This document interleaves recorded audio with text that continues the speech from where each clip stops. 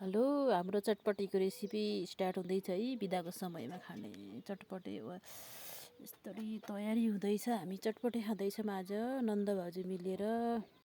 मैले आलु राखेँ पहिला, त्यसपछि मैले यसमा चना राखेँ। गिलो चटपटेको रेसिपी है। त्यसपछि मैले यसमा मटर घेरा पनि राखेँ। मसँग 2टा प्याकेट छ है मटर घेरा। यसमा मटर घेरा पनि राखेँ मैले। पिरो चाउचाउ पनि राखेँ मैले।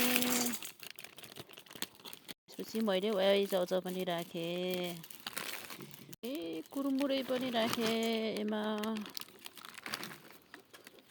दुवा पनि राखेँ मैले। त्यसपछि प्याज पनि राखेँ। मलाई टमाटर पनि मनपर्ने भएकोले टमाटर पनि राखिदिएँ है। अनि मैले बन्दा पनि राखेँ। सिलौटामा पिनेको मसला पनि राखेँ है। मलाई किन घरको मसला मनपर्छ। त्यसपछि मैले यसमा भुजा राखेँ।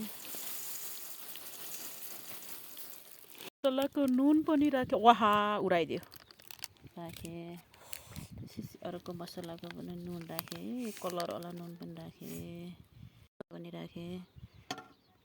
धनियाँको पत्ता पनि राखिसकेँ है मैले यसमा।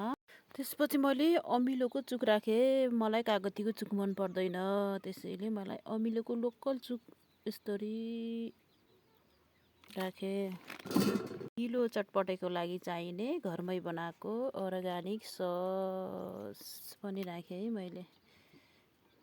अर्ग्यानिक सस राखिसकेपछि अब मोल्न तयारी भयो। रेडी गिलो चटपटे रेडी हुँदैछ त्यसपछि खानलाई। तर मैले हातैले मोल्दिएँ है, किनकि हातले मोलेको मिठो हुन्छ नि त। चटपटे रेडी भयो मेरो। अब मैले ग्राहकलाई दिन्छु, लिनुहोस् चटपटे खानुहोस्। उहाँ हजुर हुनुहुन्छ मेरो ग्राहक खाने। हामी पनि खान्छौँ। By by.